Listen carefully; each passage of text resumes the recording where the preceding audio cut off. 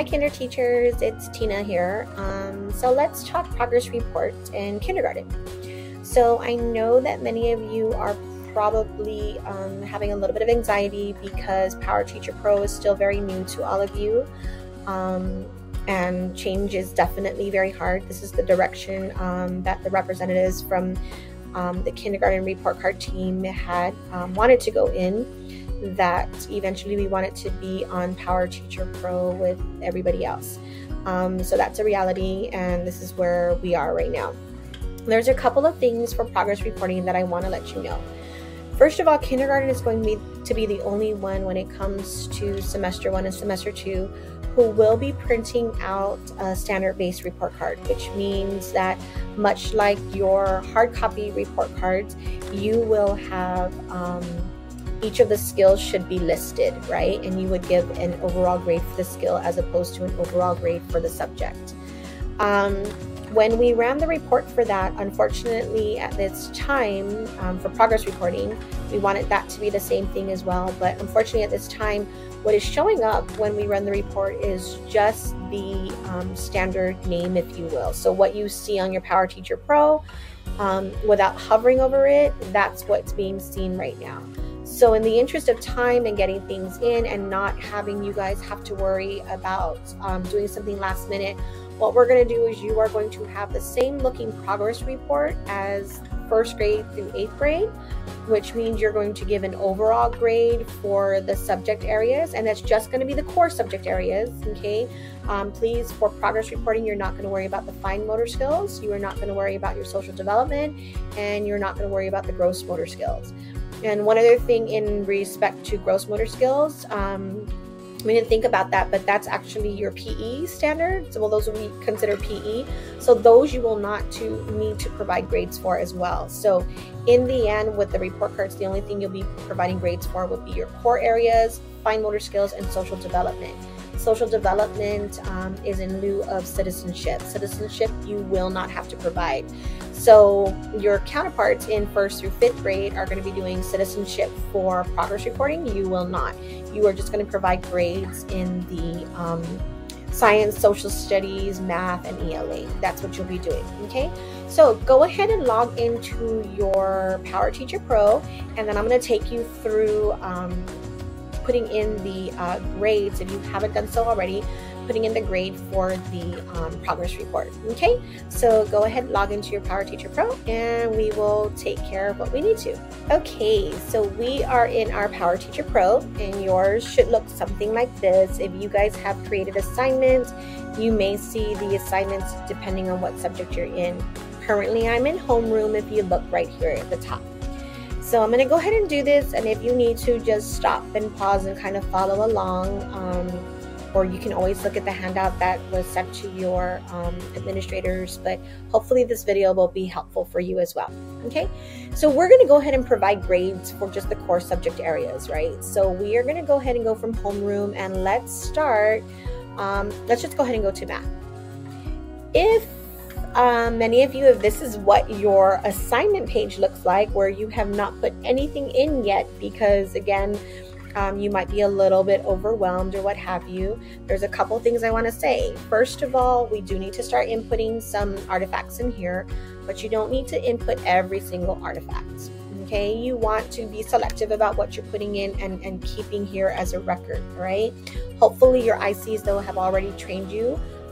That was their role. They were going to go out and train everybody. I know that we're still doing a couple more trainings at a few sites for kindergarten, and I'll be at that for some of you. But if this is what your page looks like right now, and you're still kind of worried about, oh my God, how am I going to give a grade, or how am I going to provide something for progress reporting, that's pretty easy to do. We can just go straight into an override situation. So without having to create any assignments right now that we are going to put into PowerTeacher Pro, we can go in and override, we can do override grades. And the reason I'm saying that you can go ahead and do this is simply because our recommendation when you create assignments is to actually not have it not count in your final grade. And I will give you an example here. If I come, I believe, into reading, right, we have an actual assignment here.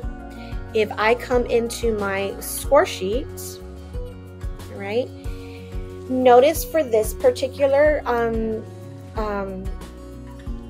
subject, right, for reading, I do have an assignment that was scored, right, but nothing is showing up here on the A+ portion, which is the actual grade that is needed to show up on a progress report. Okay, so with that being said, it's because our guidance has been, when you create your assignment, you want to go ahead and have it not count in your final traditional grade, which is this grade right here, because we want to look at the body of evidence and we want to see that, you know, we have a 2, then we have another 2, a 2.5, then we might see a 3, and we want to say, oh, between that 2.5, 2.3, and my interaction with the student, the overall score for the student for that standard would be a 3.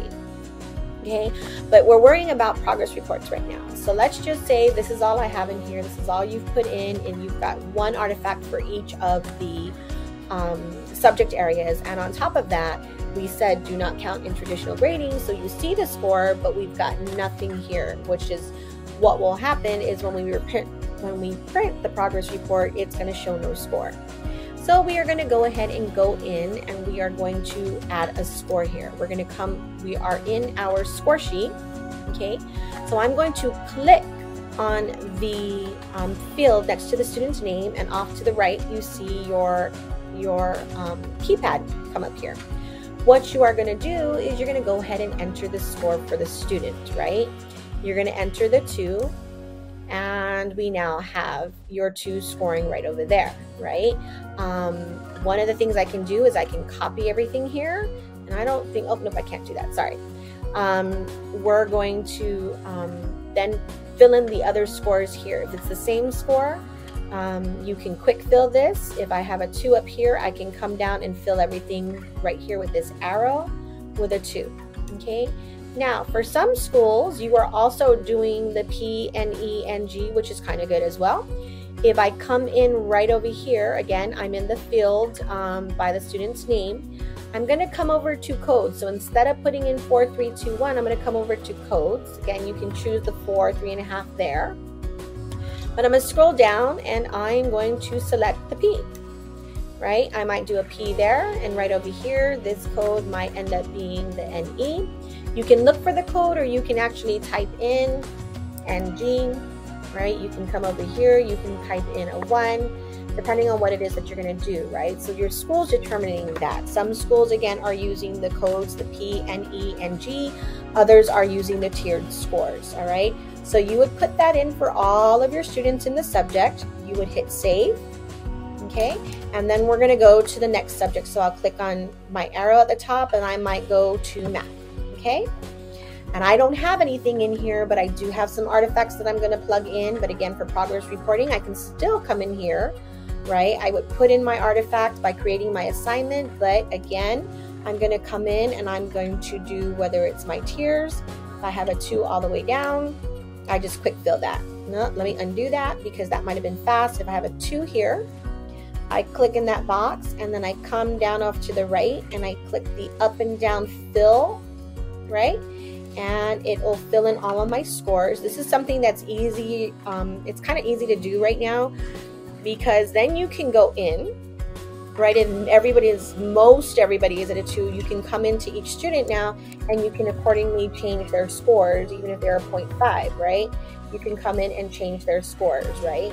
So that's what you would do for the students, right? You do this, and you hit save, and we're going to come down again for all of my subjects. Again, you are only doing this for progress reports. It will only be your core subjects, so that's the only ones you have to worry about.